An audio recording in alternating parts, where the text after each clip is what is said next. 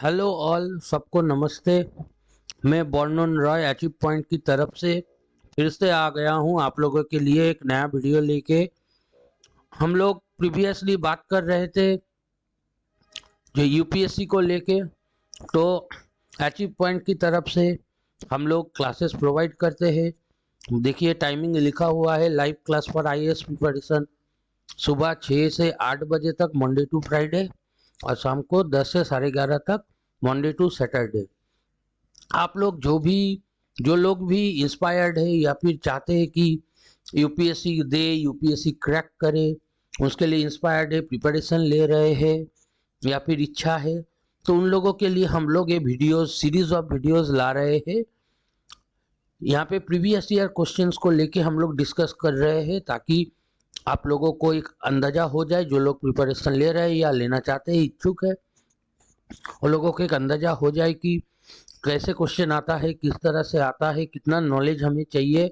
अगर आप लोगों को वीडियो पसंद आए तो लाइक करें, शेयर करें, और एपी विकास यादव चैनल को सब्सक्राइब करें। ज़्यादा से ज़्यादा शेयर करें अपने दोस्तों में, क्योंकि ज्ञान बांटने से ही बढ़ता है।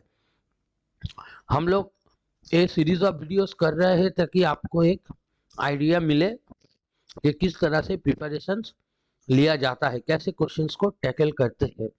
तो पिछले कुछ वीडियोस में आप लोगों को एक मालूम चली गया होगा, जो लोग रेगुलर फॉलोअर से, कि हम लोग इकोनॉमी एंड पॉलिटी के ऊपर वीडियोस बना रहे थे क्वेश्चंस। आज हम लोगों का वीडियो होगा जनरल नॉलेज पे। तो जनरल नॉलेज एक बहुत ही इंपॉर्टेंट हिस्सा होता है कोई भी एग्जाम का, और यूपीएससी देश के सबसे बड़े एग्जाम के लिए तो ये और भी इम्पोर्टेंट हो गया है। तो यहाँ पे नॉर्मल क्वेश्चन जैसे हम लोग एसएससी वगैरह स्टाफ सिलेक्शन में देखते हैं, ऐसे क्वेश्चन नहीं आता है। यहाँ पे डिटेल्स में आता है, तो हमें नॉलेज भी डिटेल्स में ही लेना पड़ेगा यहाँ पे। तो आइए, आप सबका भला हो, आप सब लाइफ में तरक्की करें, जल्दी से नौकरी मिले, अच्छे से प्रिपरेशन ले, ये शुभकामना से शुरू करते हुए हम लोग स्टार्ट करते हैं। आज हमारा पहला क्वेश्चन दिया गया है, recently Ministry of Culture has taken up the project of reprinting of 108 volumes of Mongolian Kanjur under the National Mission for Manuscripts। Simple बोला गया है कि भारत के जो संस्कृति मंत्रालय है, उसने राष्ट्रीय पांडुलिपि मिशन के तहत मंगोलियाई कंजूर के 108 खंडों को पुनर्मुद्रण करने की परियोजना आरंभ की है। तो सवाल यही है कि मंगोलियन कंजूर किससे रिलेटेड शिक्षाएं है या टीचिंग है, मतलब किस धर्म से हम लोग बोल सकते हैं, या फिर किस आदमी से, किस इंसान से, किस महानुभव से, महान इंसान से ये जुड़ा हुआ है। तो यहाँ पे देखिए ऑप्शंस दिया हुआ है हमारा, बुद्धा, कॉन्फ्यूशियस, महावीरा एंड आदि शंकराचार्य। बुद्ध हम लोग जानते हैं गौतम बुद्ध के बारे में, जहाँ से एक धर्म का जन्म हुआ, वो जो है बौद्ध धर्म या बुद्धिज्म।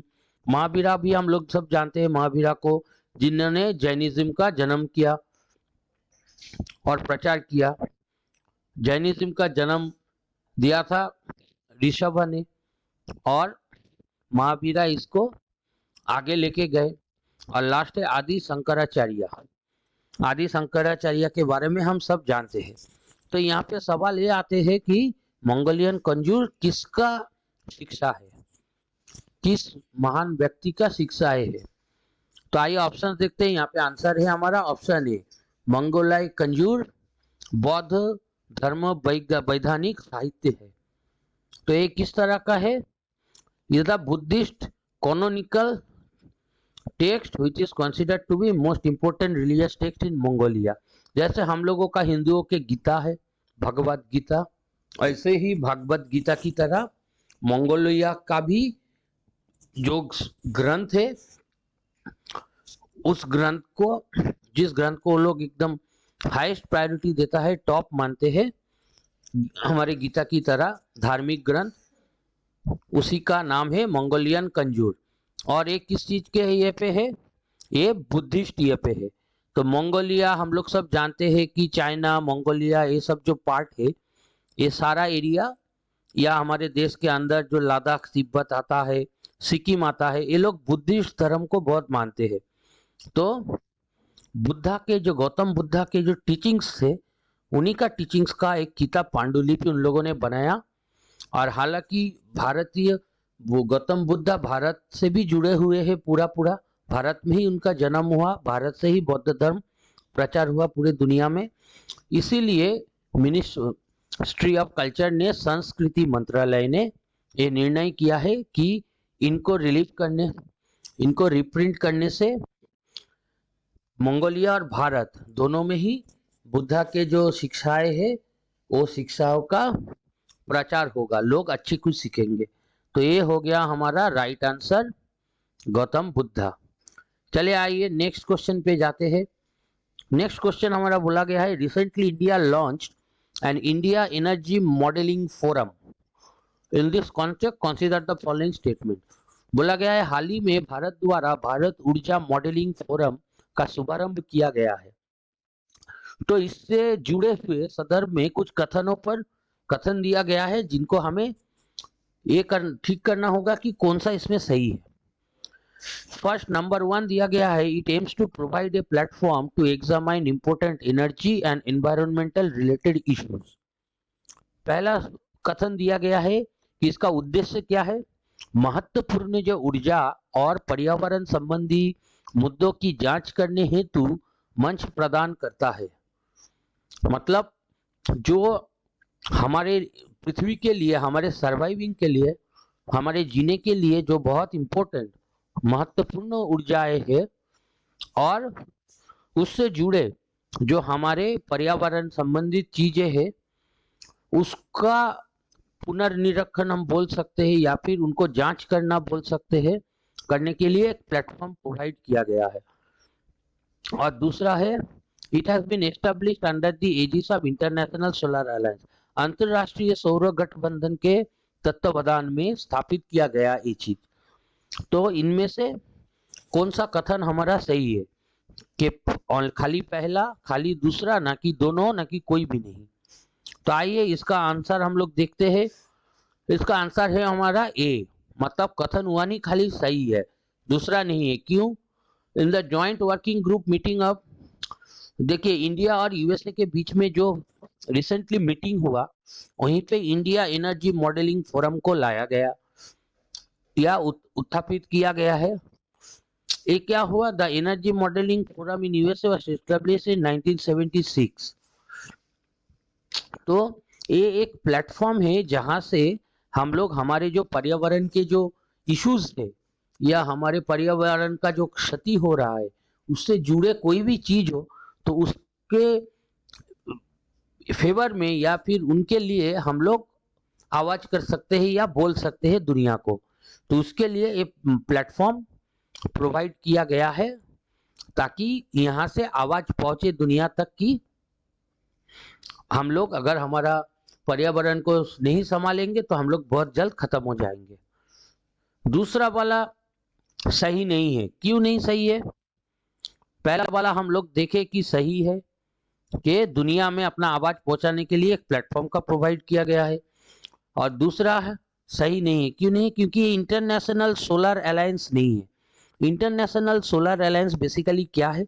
इंटरनेशनल सोलर अलायंस से पूरे दुनिया में सौर शक्ति को लेके, सूरज के ऊर्जा को लेके जो काम हो रहा है, इलेक्ट्रिसिटी जनरेशन, विद्युत पैदा करना या कुछ भी, वो इंटरनेशनल सोलर अलायंस में आता है।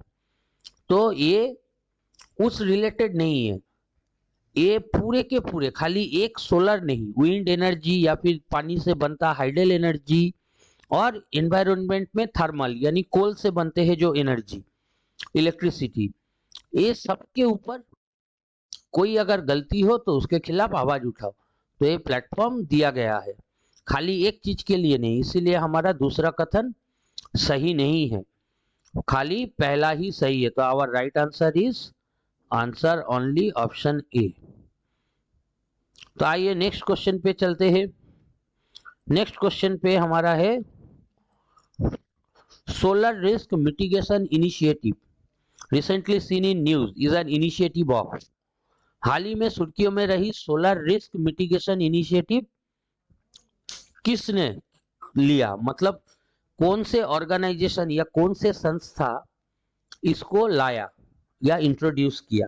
तो यहाँ पे ऑप्शन दिया गया है united nation environmental programme, united nation framework convention on climate change, जलवायु परिवर्तन पर संयुक्त राष्ट्र फ्रेमवर्क कनेक्शन में, वर्ल्ड बैंक या विश्व bank and international energy agency, अंतर्राष्ट्रीय ऊर्जा एजेंसी। तो इनमें से किसने सोलर रिस्क मिटिगेशन इनिशिएटिव लिया है? तो आइए इसका आंसर देखते हैं। इसका हमारा राइट आंसर है ऑप्शन सी। ऑप्शन सी का मतलब क्या है? ऑप्शन सी का मतलब है वर्ल्ड बैंक यानी कि विश्व बैंक, ये हमारा होगा। तो आइए देख लेते हैं कि क्यों। तो यहाँ पे क्या बोला गया है? World bank energy sector management assistant programme, एक प्रोग्राम बनाया है विश्व बैंक ने, किसके साथ? AFD, Agence Francaise de Development, मतलब फ्रांस के एक ऑर्गेनाइजेशन के साथ, संस्था के साथ विश्व बैंक ने एक प्रोग्राम बनाया एनर्जी सेक्टर मैनेजमेंट असिस्टेंट, मतलब हमारी जो एनर्जी सेक्टर है, ऊर्जा क्षेत्र है, ऊर्जा क्षेत्र में और बेहतरी कैसे लाया जाए या उसको कैसे मैनेज किया जाए, उसके साथ साथ इंटरनेशनल सोलर अलायंस भी है। इन सब को लेके वर्ल्ड बैंक ने एक प्रोग्राम बनाया है कि इस प्रोग्राम के द्वारा implement there grid connected end of grid solar targets, मतलब सौर शक्ति से या सूर्य के तेज से, गर्मी से जो इलेक्ट्रिसिटी जनरेट होगा उसी को कैसे हम लोग दुनिया भर में स्प्रेड कर सकते हैं, और इंटर ग्रिड कनेक्टिविटी, मतलब एक दूसरे से जुड़े रहे, सोलर एनर्जी से थ्रू ट्रांसमिशन हो, इसी का बात किया गया है। तो ये 2020 में 333 मिलियन 22 अफ्रीकन कंट्रीज के लिए वर्ल्ड बैंक ने दिया है एक प्रोग्राम चालू करने के लिए, ताकि अफ्रीका में जो इलेक्ट्रिसिटी क्राइसिस है उससे निकला जाए। तो हमारा राइट आंसर होगा यहाँ पे वर्ल्ड बैंक यानी विश्व बैंक। तो आइए नेक्स्ट पे चलते हैं। नेक्स्ट हमारा बोला गया in which of the following applications NavIC satellite system can be used, निम्नलिखित में से किस अनुप्रयोग में नेविक उपग्रह प्रणाली का उपयोग किया जा सकता है? तो देखते हैं। फर्स्ट ऑप्शन बोला गया है लॉन्च व्हीकल ट्रेजेक्टरी सर्कुलेशन, प्रक्षेपण वाहन की प्रक्षेपवक की गणना, मतलब जो रॉकेट हम लोग लॉन्च करते हैं पृथ्वी से आसमान की तरफ स्पेस में, वहां पे वो किस रास्ते से जाएगा, उसका रास्ता क्या होगा, कहां तक जाएगा, कैसे मूव करेगा, उसी का कैलकुलेशन या गणना करना। दूसरा बोला कि ग्राउंड वाटर लेवल मेजरमेंट, मतलब भूजल स्तर का मापन, पानी हम लोगों के ज्यादा यूज की वजह से या सूखा पड़ने की वजह से हमारे ग्राउंड वाटर बहुत नीचे आ जाते हैं, जिसका हमें बहुत गहरा असर होता है। और ये हमने देखा भी है राजस्थान जैसे इलाके की तरफ, जहाँ पे गुजरात जैसे इलाके की तरफ जहाँ पे सूखा है, वहां पे ग्राउंड वाटर का यानी भूजल स्तर का धड़ाक से नीचे आ जाना बहुत ही तकलीफदायक है। तो इसका करने मेजरमेंट या इसको देखने के लिए सैटेलाइट सिस्टम बनाया गया। और तीसरा है व्हीकल ट्रैकिंग, वाहन की निगरानी, मतलब कौन से वाहन कहाँ पे जा रहा है इनके ऊपर नजर रखना। तो नेविक सैटेलाइट सिस्टम जो उपग्रह हमारा है, वो उपग्रह क्या देखेगा, इनमें से किस चीज को देखेगा? तो आइए यहाँ पे ऑप्शन देखते हैं 1 only, 2 and 3 only, 3 only, 1 2 and 3 सबको। तो आइए इसका आंसर करते हैं। हमारा राइट आंसर क्या होगा? Option D. ऑप्शन डी का मतलब है यहाँ पे 1 2 एंड 3 तीनों के तीनों स्टेटमेंट सही है। मतलब इसका मतलब है कि ये सैटेलाइट क्या करेगा, ये सैटेलाइट तीनों के तीनों काम करेगा, ये सैटेलाइट तीनों के तीनों काम करेगा।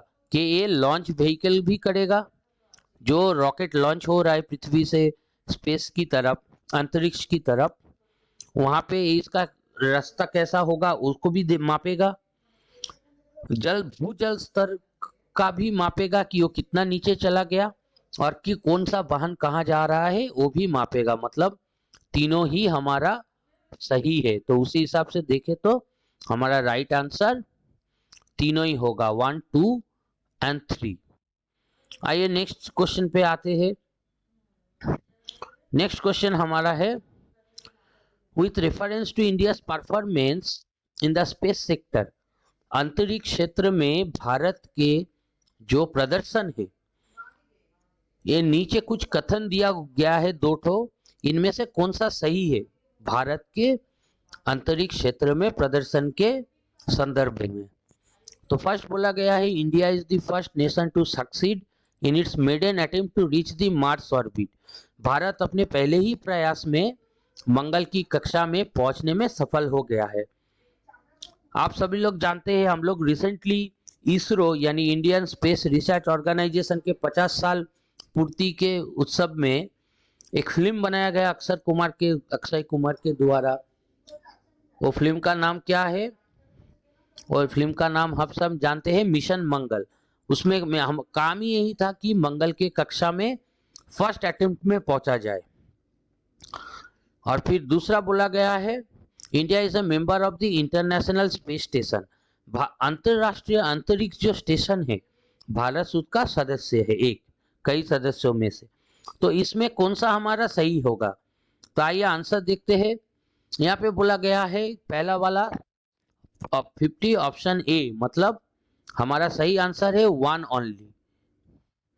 तो इसका मतलब हमें क्या मालूम चल रहा है कि हम लोग मिशन मंगल जो पिक्चर है वो देख के हमें समझ में आ गया कि हाँ, हमारे इसरो ने, हमारे लिए बहुत गर्व की बात है कि हमारे वैज्ञानिकों ने पहले ही प्रयास में सफल रूप से मंगल की कक्षा में पहुंचने में हम कामयाब रहे। इसका स्टोरी भी हमने देखा कैसे बनाया गया, बीट्स एंड ऑड्स से, मतलब जुगाड़ में हम लोग बहुत आगे हैं, तो कैसे जुगाड़ जानती करके हम लोगों ने एक प्रयास पे सफल हो गए। तो ये हमारा पहला वाला सही है। आप सभी को मिशन मंगल का स्टोरी पता है, तो our first statement is correct. दूसरा सही नहीं है। क्यों सही नहीं है? क्योंकि अंतरराष्ट्रीय जो अंतरिक्ष स्टेशन है, भारत उसका सदस्य नहीं है। उसका सदस्य 10 देश है, जिस 10 देश में भारत शामिल नहीं होता है। जो 10 देशों में भारत, हमारे देश शामिल नहीं होता है, मतलब हमें शामिल नहीं किया गया। देखिए यहाँ पे नाम दिया हुआ है Canada, Japan, Russian federation, 3 country हो गए, Canada, Japan, Russia, USA and 11 member of European space agency. मतलब और भी ज्यादा, 10 तो मैं कम बोल गया, ये यहाँ पे 15, टोटल 15, यूरोप के 15 कंट्री, रशिया, कनाडा, जापान और यूनाइटेड स्टेट्स, टोटल 15 कंट्री मिलके यूरोप के 11 और 4 बड़े देश, ये अंतरराष्ट्रीय अंतरिक्ष स्टेशन में ये लोग अपना मौजूदगी है। भारत का कोई मौजूदगी नहीं है। तो इसीलिए हमारा राइट आंसर ऑप्शन ए ही होगा, दैट इज 1 ओनली, पहला वाला सही है। तो ये था हमारा आज का वीडियो। उम्मीद है आप लोगों को पसंद आएगा या आया पहले की तरह। पहले जो वीडियोस आप लोगों ने देखे, पसंद किए, इसको भी ऐसे पसंद कीजिए, लाइक कीजिए, शेयर कीजिए सबके साथ और सब्सक्राइब कीजिए। यूपीएससी जो करना चाहते हैं, ट्रेनिंग लेना चाहते हैं, उनके लिए नीचे देखिए कॉन्टैक्ट नंबर दिया गया है 2, आप इसमें फ़ोन करके आप अपना रजिस्ट्रेशन या भर्ती जो भी हो कर सकते हैं। आप इंफॉर्मेशन सारे तथ्य ले सकते हैं। तो आप लोग अच्छे से रहे, सावधान रहे, सावधानी बरते और अपने गोल, अपने एम, अपने जो लक्ष्य है उसके तरफ आगे बढ़ते रहे, दिल में और दिमाग में कॉन्फिडेंस लेके। कल और भी अच्छा होगा, हम और वीडियो लेके आएंगे और हम सबका दिन अच्छा चले, इसी उम्मीद में हम लोग इस वीडियो को यहाँ कंप्लीट करते हैं। थैंक यू आप सभी लोगों को ये वीडियो देखने के लिए। Thank you.